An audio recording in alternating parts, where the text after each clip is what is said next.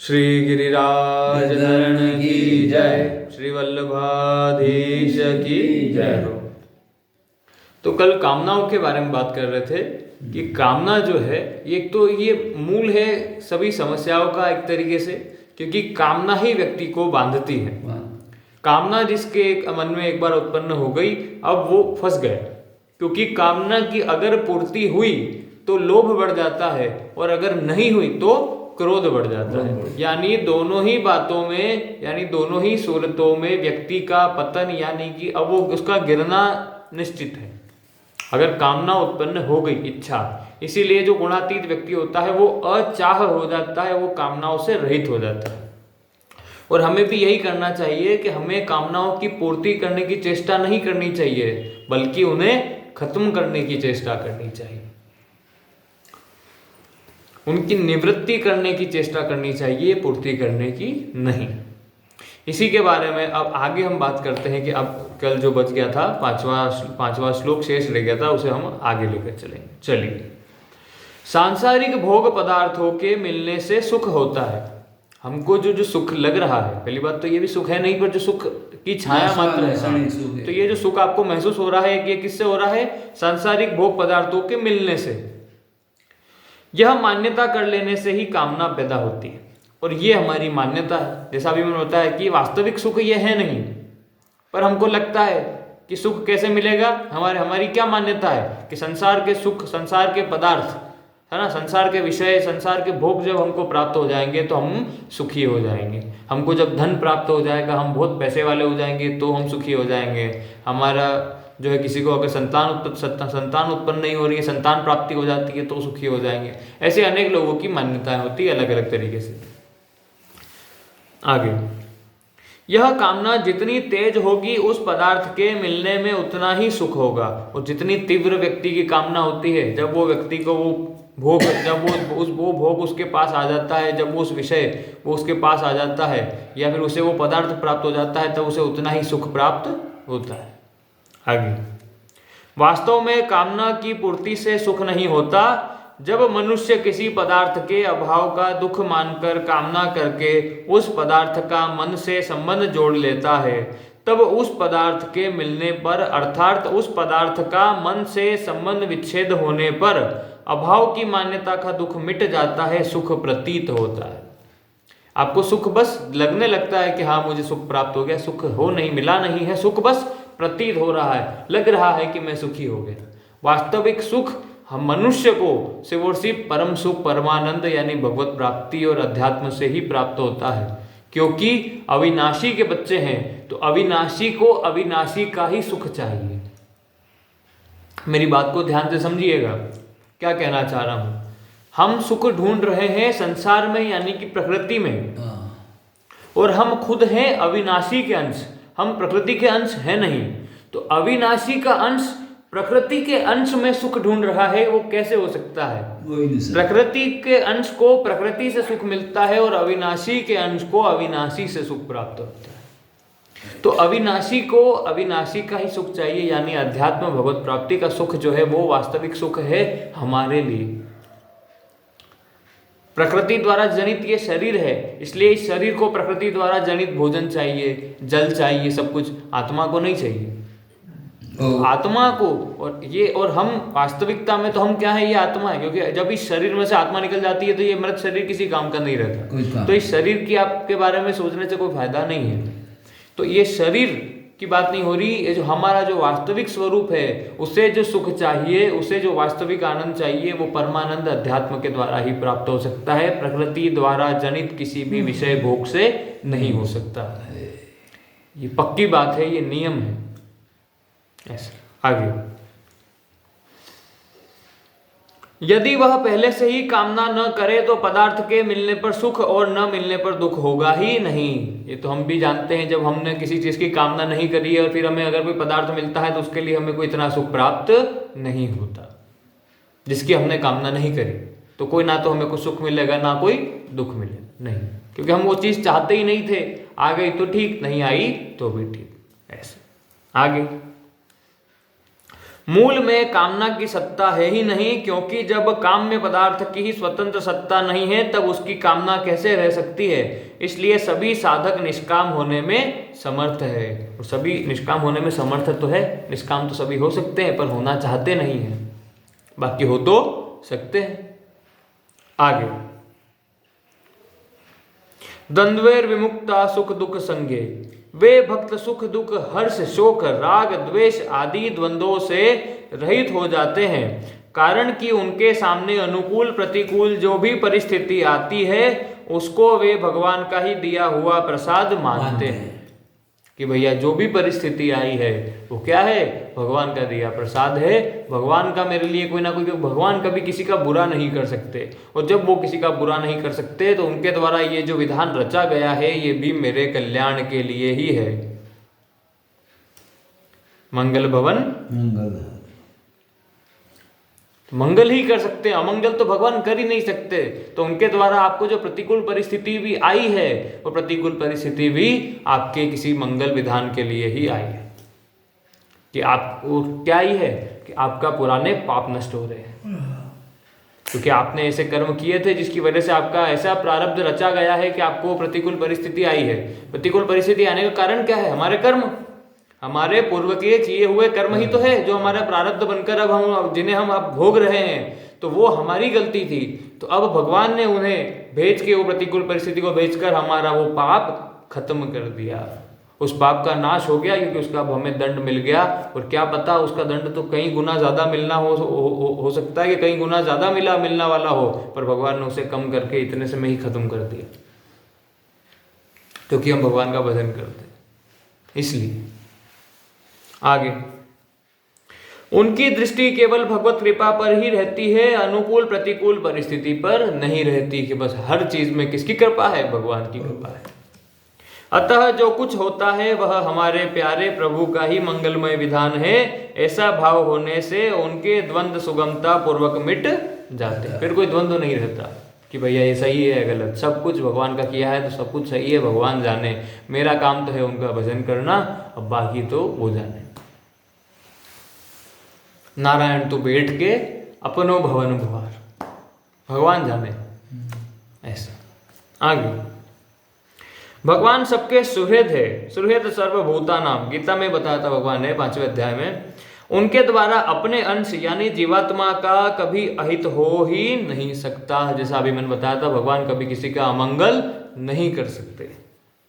उनके मंगलमय विधान से जो भी परिस्थिति हमारे सामने आती है वह हमारे परहित के लिए ही होती है, हमारे हित के लिए, हमारे भले के लिए ही होती है।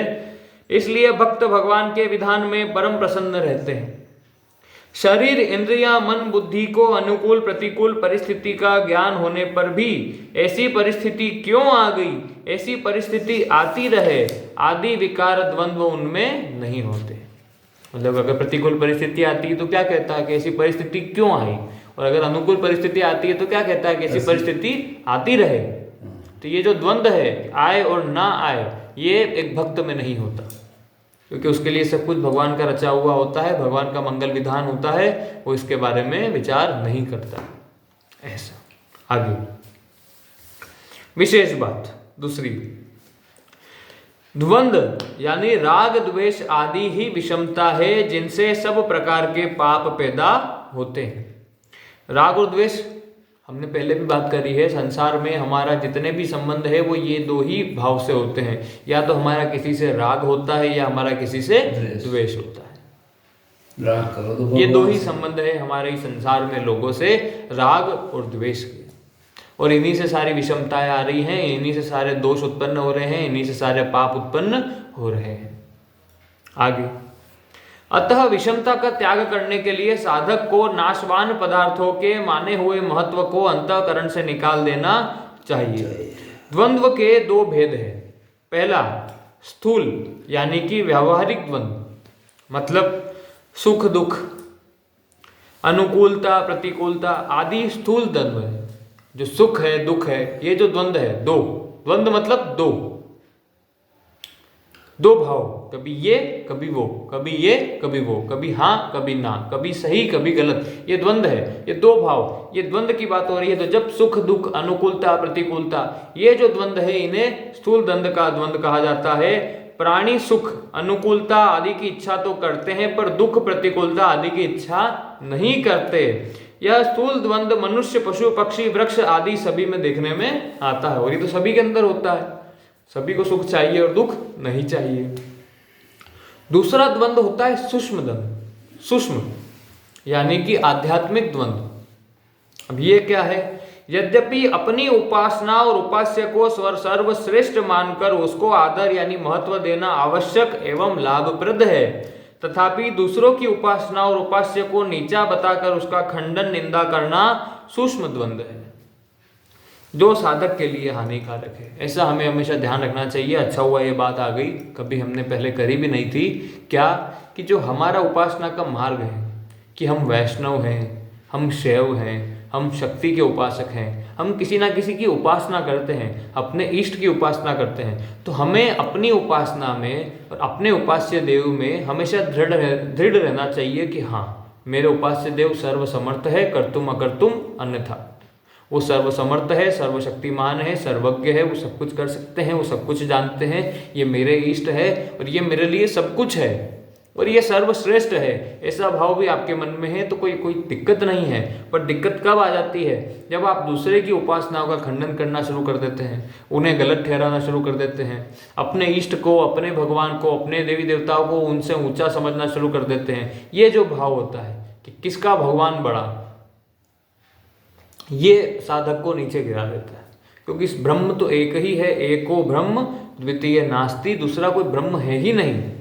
तो सब कुछ एक ही है, एक ही अनेक रूपों में विस्तरित हो गए। तो ये सभी भगवान के नाम, सब कुछ एक ही तत्व है। वो परमात्मा तत्व तो एक ही है। अपने आप को अनेक रूपों में बांटकर अनेक लीलाएं करी उन्होंने बस। अब आप अपने हिसाब से, आपकी रुचि के अनुसार, आपका मन जिनमें रखता था, आपने उनकी उपासना करना प्रारंभ कर दिया। इसका मतलब ये नहीं कि भगवान का कोई दूसरा नाम उस नाम से कम जो है शक्तिशाली है, नहीं। अगर आप किसी की उपासना का खंडन कर रहे हैं, उनके अंदर दोष देख रहे हैं, अपने को उनसे ऊंचा और उनको नीचा देख रहे हैं, तो ये आप जो है पाप कर रहे हैं। और इससे व्यक्ति जो है आध्यात्मिक मार्ग में ऊपर नहीं उठ पाता और उससे उसकी हानि होती है और नीचे ही गिरता है। इसलिए अगर हमें ऐसा नहीं करना चाहिए, अपनी उपासना में हमेशा दृढ़ रहें पर दूसरे की उपासना का खंडन ना करें। आगे, वास्तव में सभी उपासनाओं का एकमात्र उद्देश्य संसार यानी जड़ता से सर्वथा संबंध विच्छेद करना है।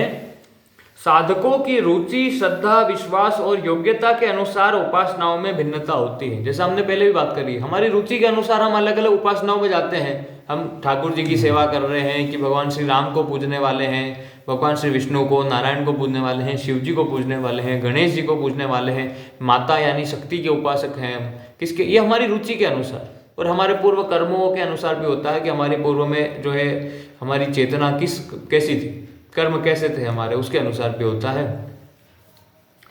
हमारी श्रद्धा किसके प्रति है, तो उपासना इस हिसाब से भिन्न होती है, जिसका होना उचित भी है। अतः साधक को उपासनाओं की भिन्नता पर दृष्टि न रखकर उद्देश्य की अभिन्नता पर ही दृष्टि रखनी चाहिए। दृष्टि ये मत रखो कि उपासना अलग अलग है, इस बात पर रखो कि सबका लक्ष्य तो क्या है? भगवत प्राप्ति। सबका लक्ष्य क्या है? गुणातीत हो जाना, भगवत प्राप्ति कर लेना, भगवत साक्षात्कार कर लेना। लक्ष्य तो सभी का ये है ना, तो सब एक ही तो मार्ग पर चल रहे हैं। पर व्यक्ति जो है उस मेन गोल को ना देखकर सब ये प्रोसेस देखने लग जाते हैं, अलग अलग उपासनाओं का, उनका खंडन करना शुरू कर देते हैं कि मेरा मार्ग तुम्हारे मार्ग से ऊंचा है और तुम मुझसे काफी नीचे हो। इस प्रकार से नहीं, गलत है। यहाँ तक कि दूसरे धर्म की भी जो उपासनाएं हैं, उनका जो मार्ग है, हमें उसका भी खंडन और उसके अंदर भी दोष नहीं देखना चाहिए। यह भी अभी 14वें अध्याय में भगवान ने बताया। क्यों? क्योंकि वो भी मार्ग है। वो देखिए, वो निर्गुण निराकार की पूजा करने वाले हैं, निर्गुण निराकार की उपासना करने वाले हैं। अगर आप उस मार्ग से भी चलेंगे तो भी भगवत प्राप्ति तो कर लेंगे, अगर चलेंगे तो। पर व्यक्ति ये है, आज के समय पर कोई चलता नहीं है, बस नाम लेता है, इसलिए किसी का उद्धार नहीं हो पा रहा। आगे, दूसरे की उपासना को न देखकर अपनी उपासना में तत्परता पूर्वक लगे रहने से उपासना संबंधी सूक्ष्म द्वंद्व स्वतः मिट जाता है। दूसरों पर ध्यान ना दें और खुद की उपासना पर अपने आप पर ध्यान दें। गीता में स्थूल द्वंद्व को मोह कलीलम और सूक्ष्म द्वंद्व को शूत्र विप्रपिन्ना पदों से कहा गया है। साधक के अंतःकरण में जब तक संसार यानी जड़ता का संबंध या महत्व रहता है तभी तक ये द्वंद्व रहते हैं। श्रुति विप्र प्रपिन्न का अर्थ है शास्त्रों में ज्ञान, कर्म और भक्ति, द्वैत, अद्वैत, शुद्ध द्वैत, द्वैताद्वैत आदि सिद्धांत, विष्णु, राम, कृष्ण, शिव, शक्ति, गणेश आदि उपास्य देव, सकाम और निष्काम भाव इत्यादि भिन्न भिन्न विचारों को देखकर किसी एक विचार पर अपना निश्चय या निर्णय नहीं कर सकना अर्थात किंग कर्तव्य विमूढ़ हो जाना। आगे स्थूल द्वंद्व संसार को विशेष रूप से सत्ता और महत्ता देता है, अतः स्थूल द्वंद्व को मिटाना बहुत जरूरी है। जब तक मूढ़ता रहती है तभी तक द्वंद्व रहते हैं। वास्तव में देखा जाए तो अपने में द्वंद्व मानना ही मूढ़ता है।